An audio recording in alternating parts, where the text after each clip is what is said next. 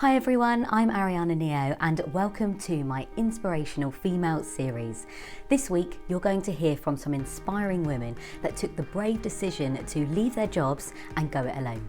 These women are entrepreneurs and absolutely fabulous women, and as I'm an advocate for female empowerment and women in business, I thought I will speak to them to give you the opportunity to see how they did it.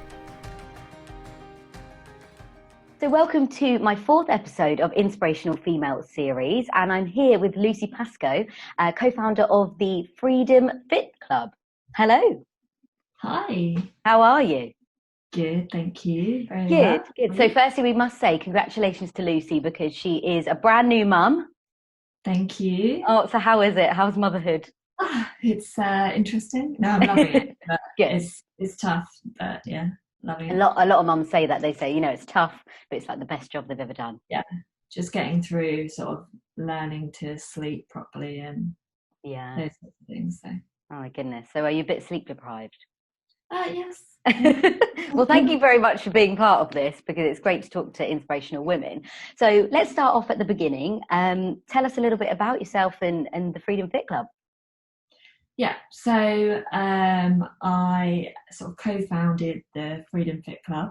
So it's basically a wellness hub where people come together and learn about all sorts of things like nutrition, mental health, just how to be generally healthier all round.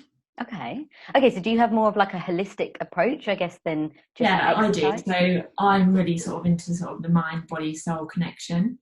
So I focus on improving people's mind, their state of well-being through their mind, through things like meditation, other sort of holistic therapies as well. I just combine it all together. Oh wow. So that kind of how you've set up like your own company, and it's to do with holistic remedies as well as fitness? Yeah. It's mainly to do with sort of fitness and nutrition. Okay. But the way that I guide people, so I coach people in that area, but the way I do it myself is more of a holistic approach. So I look at all these other things as well, our subconscious and everything, and I combine that all together. Right, okay. Where did you learn this? How did you get into all of this I sort side? of just came across it. I sort of connected with people and found that I had a real interest in firstly improving my own like mental health and things like that. And I came across meditation, which I found massively helped really change the way that I viewed things and looked at things. Yeah. I just sort of dabbled in it and started doing it myself. And then I thought, wow, like this has really improved my life. I want to help other people do the same thing and share that. Yeah. So when you were on this journey of like self-discovery, I guess, obviously maybe you were in a different kind of place and you wanted to improve. So was there, anyone that inspired you along this way to get into it a bit further? I think there's lots of people that have inspired me. There was one person at the time who was sort of like my mentor. Yeah. And she really helped me to ask myself the right questions about what I wanted to be doing, and sort of delve within myself and make those decisions, right, this is what I want to do. At the time I was stuck in a job which I really didn't enjoy. And I knew that I wanted more for myself from life. And she really helped me to sort of get that out myself and make that decision that yes, this is what I'm going to do. So when you like made that decision, how did you start? Like, what was even your first move even to getting into making your own business? So my first move, it was some advice from my mentor as well. Okay. And she gave me a task, and that was to create some flyers for my business. So this was, I've actually failed and then started again. So this was like the first time round. Right, okay. So I created some flyers, I handmade them, literally just like wrote everything out, designed it myself. And then I went into London and handed flyers out. And I was really uncomfortable doing it because I'd never done anything like that before. Okay. And I ended up in a bar. Right. Good stories. Right. We'll say merry. Yeah, so yeah, that's what happens when you're in London. You know, you just meet random people and then you just end up somewhere completely different from where you're meant to be. But that was my first step. And I ended up believing that all my flyers, the rest of my flyers after I'd given about 3 out Oh, in no. this pub, in this bar in London. So Well, that could have been a good thing. You never know, people might have grabbed them. I hope So you so. said like you had failed at that. So what do you mean by that? How did you class that as failing? Basically, I didn't plan it properly. So I left I took the step, I stepped out of my comfort zone, I left the job that I was in. Yeah. But I sort of just did it on a whim rather than having a plan. And having a plan is massively important, which I know this time round. Yeah. And if you don't have a plan, you're basically planning to fail, and that's what happened. I didn't have any structure in place. I was just sort of going with the flow, Okay. which that's great in some cases, and I'm a very go with the flow person. But with things like having your own business, obviously you really need to have a plan in place, and I just didn't have a structure at the time. So since starting the second time and, deciding I'm going to have a structure and all that, what kind of projects have you done so far? So with the Freedom Fit Club, we've got a structure. So we have like a 90-day plan, which we reevaluate every 90 days. We have a challenge. So we have a 21-day challenge for people. Mm-hmm. That's one of the main things that we focus on at the moment. And then we do wellness evaluations. So we have sort of one-to-ones with people and discuss their health and wellness and what we can do for them. We also do fit clubs, so we do exercise and things like that, nutrition courses, and also we do a thing called Wellness Wednesdays, where we talk about more of my area of things. I call the holistic approach to things. Okay, so let's go into a bit more of your area and what you're saying about wellness and mental health. So explain a little bit more about that. What does that entail, and how do you really get into someone's psyche, So what I mainly look at, because we're sort of looking at wellness and nutrition and things like that, the whole concept.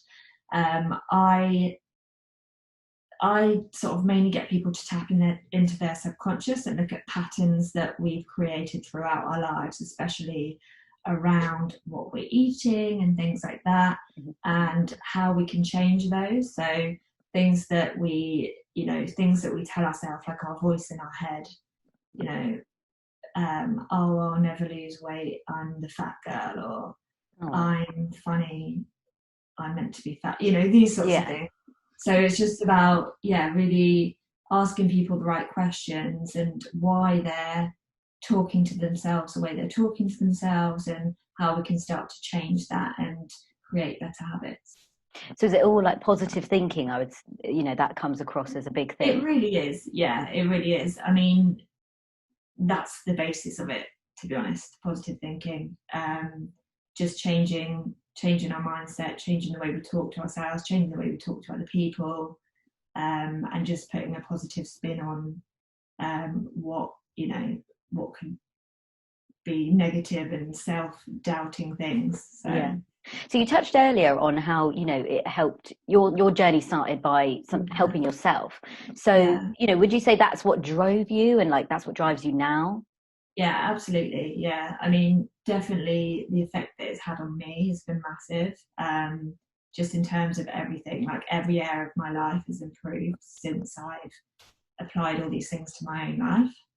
And it's a constant thing, it's a constant journey. I'm always doing it. Like, we can't all be 100% positive every second of the day. It's something we've got to continually work on. So that's definitely been my drive, and just to help others to experience the same sort of well-being from it as well. So as you're a new mum as well, so how are you kind of inputting that maybe into like your child? How are you doing anything there? Breaths. Lots of deep breaths.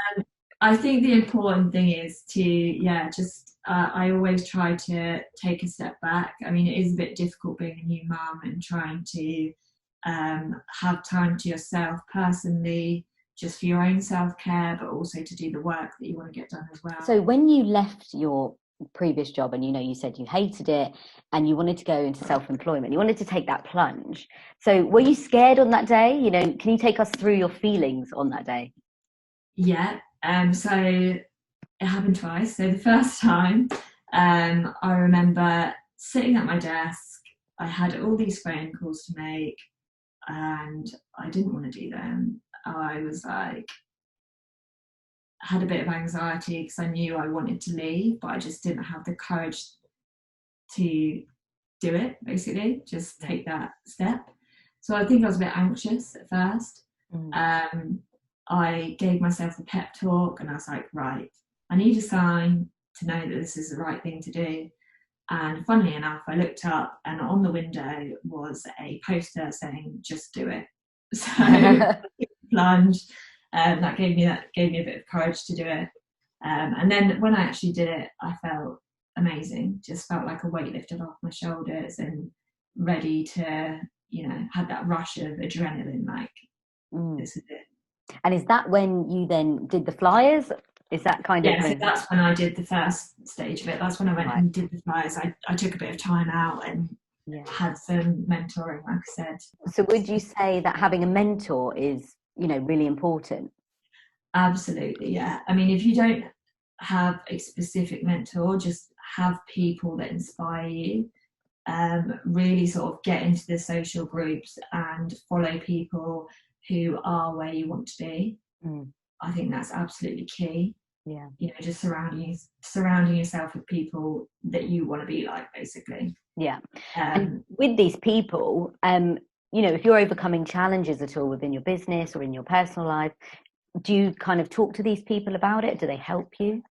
Yeah, absolutely. Yeah, I think that, if you're trying to overcome a challenge, like you need to talk it out. You need to speak to people about it.